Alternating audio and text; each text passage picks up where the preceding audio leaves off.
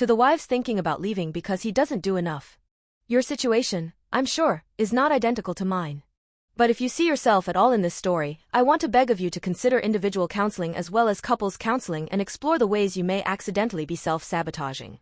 My husband and I have been married almost 12 years, together 16, with 3 kiddos. This year I had thoughts, again, of walking away. I felt my emotional needs were neglected, that I shouldered too much of the mental load, that there was too much imbalance in our responsibilities, that we were no longer compatible and, most importantly, that he was no longer a safe space.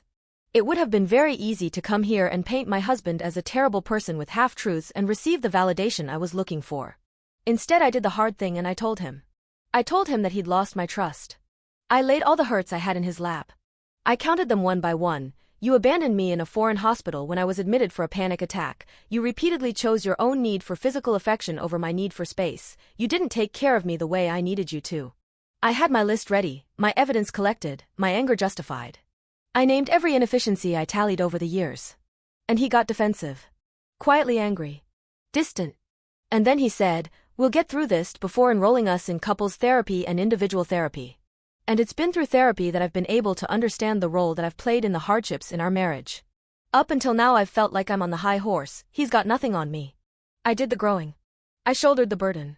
I have the proof. But then I start to look at the whole picture. He abandoned me in a German hospital where I was admitted for panic, because I told him to. Because we had a newborn at home and no family nearby. Because it was 1 o'clock in the morning. Because the hospital did not allow overnight visitors.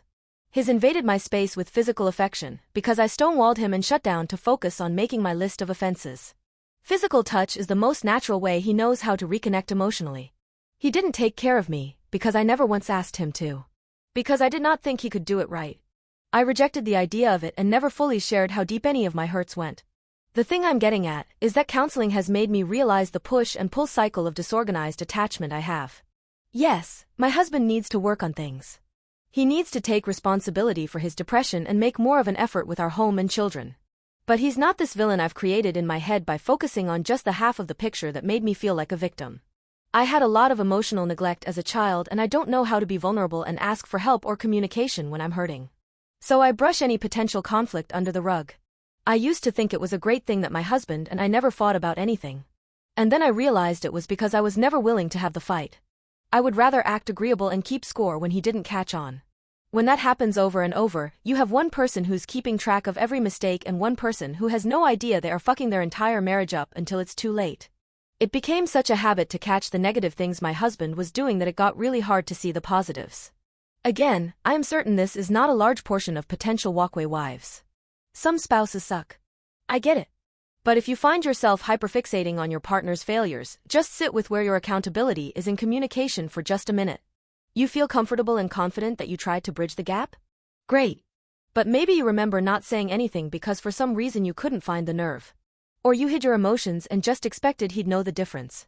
Or maybe you thought it wasn't worth the effort to say anything because he would fail you anyway.